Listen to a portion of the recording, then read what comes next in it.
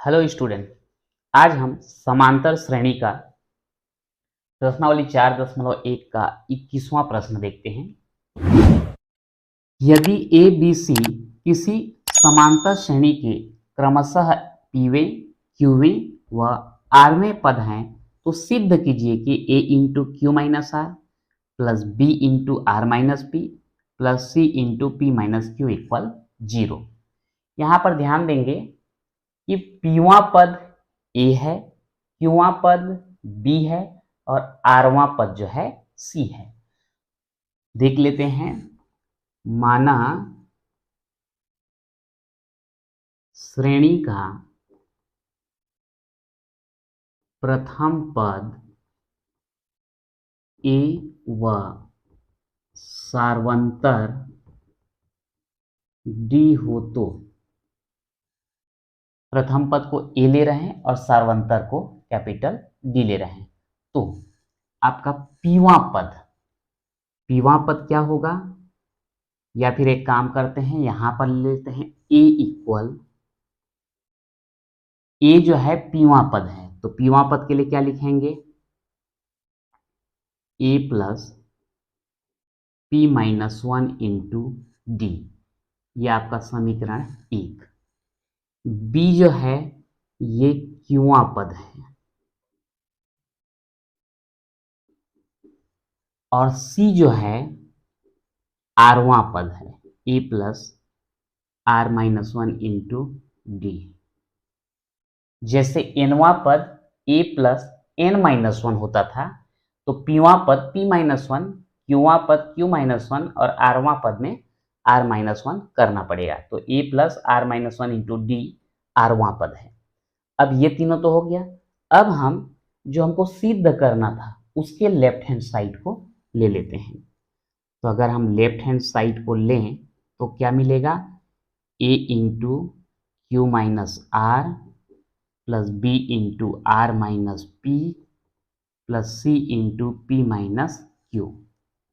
अब यहां पर देखते हैं ए क्या चीज है? समीकरण 1 में देखेंगे तो ए बराबर इतना दिया गया है तो मान को रख देते हैं, A plus P minus 1 into D. ये इतना जो है ए का मान है, क्यू माइनस आर के साथ ही इसका गुणा हो जाएगा। प्लस बी को अगर देखें तो A plus Q minus 1 into D, into यहाँ पर क्या आ जाएगा? बी का मान तो ये रख दिए, इंटू आर माइनस पी, उसके बाद प्लस सी के जगह A plus R minus 1 into D, तो C into P minus Q. यहां पर ध्यान देंगे, ए का गुणा क्यू माइनस आर से कर दिए, यहां पर है आपका A plus P minus 1 into D multiply Q minus R है तो ए का गुणा क्यू माइनस आर से, ये हो गया आपका, और पी माइनस 1 इंटू डी का गुणा क्यू आर से, ये हो गया। सेकेंड वाला ए का गुणा आर माइनस पी से और क्यू माइनस 1 इंटू डी का गुणा भी आर माइनस पी से, यहां पर करेंगे तो क्यू माइनस 1 इंटू डी और ये है आपका आर माइनस पी। सेम वैसे ही ए का गुणा पी माइनस क्यू से और आर माइनस 1 इंटू डी का गुणा पी माइनस क्यू से। ठीक, अब यहां पर क्या करेंगे?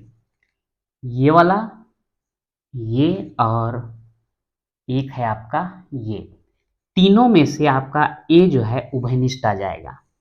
तो यहां से क्यू माइनस आर, यहां से प्लस आर माइनस पी और यहां से प्लस पी माइनस क्यू।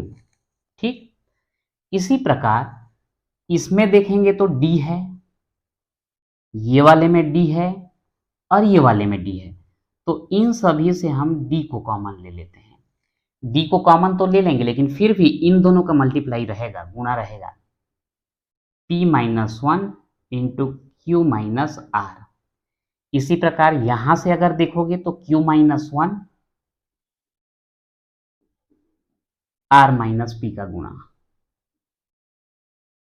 और वैसे ही लास्ट अगर देखें तो r माइनस 1 और p माइनस क्यू का गुणा, ये हो गया।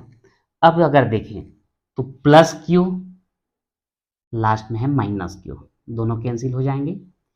माइनस आर प्लस आर, ये दोनों cancel. Minus P plus P, ये दोनों कैंसिल। तो इस प्रकार से ये आपका a इंटू 0 हो गया प्लस डी। अब यहां पर जो है इनका गुणा करके हमको लिखना है, तो गुणा करके लिखेंगे, आप p का गुणा इन दोनों से करो तो क्या हो जाएगा, p q minus p r. Minus 1 का गुणा करो तो माइनस क्यू, और माइनस का प्लस आर। q का गुणा इससे करो, q into are. Minus p से करो माइनस पी क्यू। माइनस 1 का गुणा आर से माइनस आर। माइनस और माइनस का प्लस हो जाएगा p। ठीक वैसे ही r का गुणा p से तो प्लस आर पी। r का गुणा माइनस p से तो माइनस q से माइनस क्यू आर। माइनस 1 का गुणा p से तो हो जाएगा माइनस p, और माइनस का प्लस 1 का गुणा q से करेंगे तो ये हो गया q। अब यहां पर देख लीजिए बहुत सारा फैक्टर यहाँ पे कैंसिल होने वाला है। प्लस पी क्यू, और देखो कहीं पर पी क्यू है, ये माइनस पी क्यू, दोनों कैंसिल। माइनस पी आर, तो कहीं पर देख लो और होगा माइनस, ये प्लस आर पी है तो आर पी और पी आर सेम चीज है, ये दोनों माइनस हो जाएंगे। उसके बाद माइनस क्यू, तो कहीं पर प्लस क्यू होगा, ये देखिए। प्लस आर, तो यहाँ पर माइनस आर भी है, ये कैंसिल। प्लस क्यू आर, तो यहाँ पर है minus Q R. Plus P, तो यहाँ पर है माइनस पी। इस प्रकार से पूरे फैक्टर कैंसिल हो गए। तो ये आपका a into 0 plus D into 0, यानी कि टोटल हमको क्या मिला, 0। ये हमारा लेफ्ट हैंड साइड था, और राइट हैंड साइड में क्या लाना था, हमको 0 लाना था। तो इस प्रकार से जो है ये आपका सिद्ध हो जाता है। तो थोड़ा सा केवल इसका मल्टीप्लाई मान रख करके मल्टीप्लाई करना बस दिक्कत है, बाकी जो है इजी आप कर सकते हैं। अगला क्वेश्चन देखते हैं। n के किस मान के लिए समांतर श्रेणियों 63, 65, 67 और 3, 10, 17 के nवें पद बराबर होंगे। अब यहां पर हमको दो समांतर श्रेणी दिया है, एक तो ये और दूसरा ये, और पूछा गया है कि n के किस मान के लिए nवें पद बराबर होंगे। यानी कि पहले वाले श्रेणी का nवां पद निकालेंगे, दूसरे वाले श्रेणी का nवां पद निकालेंगे, दोनों को बराबर कर देंगे, तब हमको n का मान जो है प्राप्त हो जाएगा। देखते हैं। प्रथम श्रेणी के लिए क्या दिया है आपको, 63, 65, 67। अब यहां पर अगर हम देखें तो आपका प्रथम पद ए बराबर कितना मिलेगा, 63। सारवंतर डी कितना मिलेगा, 65 ऋण 63। 65 में 2 63 घटाएंगे आएगा कितना, 2। अब इसका जो है nवां पद ज्ञात कर लेते हैं। तो nवां पद ए एन बराबर A plus N minus 1 into D से क्या मिलेगा, ए एन बराबर ए का मान है आपका 63 plus N minus 1 into d की जगह कितना आ जाएगा आपका, 2। इतने में ही आप इसको समीकरण 1 लिख दीजिए। इसके बाद द्वितीय श्रेणी के लिए अगर हम द्वितीय श्रेणी लेते हैं, वो क्या मिलेगा अपने को, 3, 10, 17। अब यहां पर जो है इसका प्रथम पद ए बराबर कितना, 3। सारवंतर डी बराबर क्या मिलेगा, 17 में 10 माइनस कर दो 7, तो nवां पद हमको क्या मिलेगा, इसको ए एन डेस कर देते हैं, A plus N minus one into D से ए एन डेस क्या मिल जाएगा, प्रथम पद ए का 3, एन ऋण 1 और डी का मान कितना है 7। ये क्या हो गया समीकरण नंबर 2। पहले श्रेणी का एनवां पद आपका ये वाला हुआ और दूसरे श्रेणी के लिए एनवां पद जो है ये हो गया। अब ये दोनों को ध्यान रखेंगे और बोला क्या गया है कि एन के किस मान के लिए दोनों के एनवां पद जो है बराबर है। तो प्रश्नानुसार अगर हम देखें तो प्रश्न ये बोल रहा है कि दोनों का एनवां पद अगर बराबर कर दिया जाए, ए एन और ए एन डेस, प्रथम श्रेणी का एनवां पद ए एन, द्वितीय श्रेणी का एनवां पद ए एन डेस है, दोनों को हम क्या कर दिए बराबर, मान को रख दो, ये ए एन का है 63 धन एन ऋण 1 गुणित 2 और ये वाला है 3 धन एन ऋण 1 गुणित 7। ये हो गया आपका 63 धन 2 का एन से गुणा 2n और ये ऋण 2, ये 3 धन इसे गुणा करेंगे 7n ऋण 7, 63 में 2 माइनस कर दो आएगा 61 धन 2n और यहाँ पर 7 में 3 घटा दोगे तो 4, बड़े का चिन्ह ऋण, ये धन 7n। आगे और हल कर देते हैं, ये आपका क्या हो जाएगा 7n, 2n को उधर ले जाते हैं ऋण 2n, इधर है 61 और ऋण 4 को इस तरफ ले आते हैं तो धन 4, तो 61 और 4 कितना 65 और 7n में 2n घटाओगे तो कितना 5n, n के साथ 5 का गुणा है, इधर आएगा तो क्या हो जाएगा भाग हो जाएगा, 5 एकम 5, 1 बचेगा 15, 5 दिया 15, तो इस प्रकार से 13 बराबर n या फिर n बराबर हम क्या लिख सकते हैं 13। हमको n का मान ज्ञात करना था और n का मान कितना प्राप्त हो गया 13 प्राप्त हो गया, ये आपका आंसर हो जाता है। अब हम देखने वाले हैं समांतर माध्य। ये समांतर माध्य क्या होता है देख लेते हैं।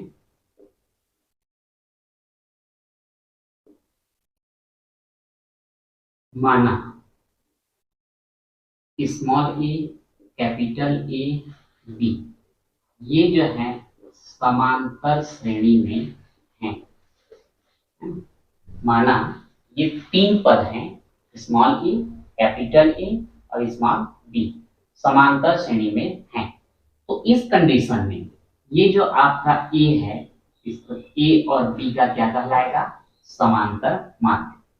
चूंकि ये तीनों जो है समांतर श्रेणी में हैं, इसलिए अगर दूसरे पद में पहले को घटा दें, दूसरे पद में पहले को घटा दें और इसी प्रकार तीसरे पद में दूसरे को घटा दें, b माइनस ए कर दिया जाए, तो ये भी आपका एक प्रकार से सार्वंतर बनेगा, ये भी सार्वंतर बनेगा। तो दोनों को आपस में कैसे होना चाहिए बराबर होना चाहिए। अब ये माइनस ए को राइट हैंड ले जाए तो प्लस हो जाएगा, और राइट हैंड का कैपिटल ए जो माइनस है उसको लेफ्ट हैंड में लाते हैं तो इधर आके वो प्लस हो जाएगा। तो इस प्रकार से ए और ए क्या हो जाएगा 2a और ये a प्लस बी। अब a के साथ में 2 का क्या है गुणा, उधर जाएगा तो क्या हो जाएगा भाग।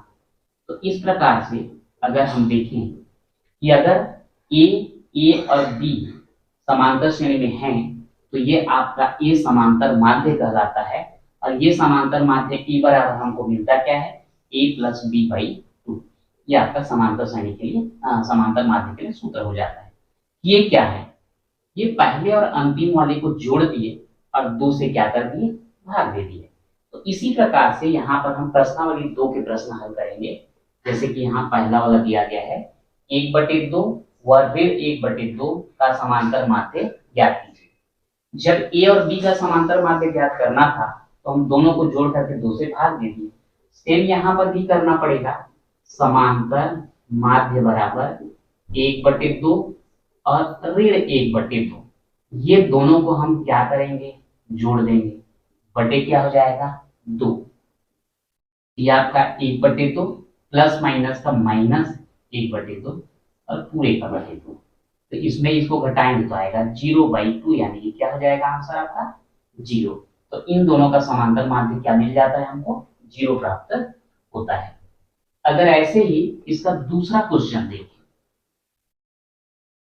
दूसरा क्वेश्चन में क्या दिया गया है, x² प्लस 3xy और y² माइनस 3xy, इन दोनों का समांतर माध्य ज्ञात करना है।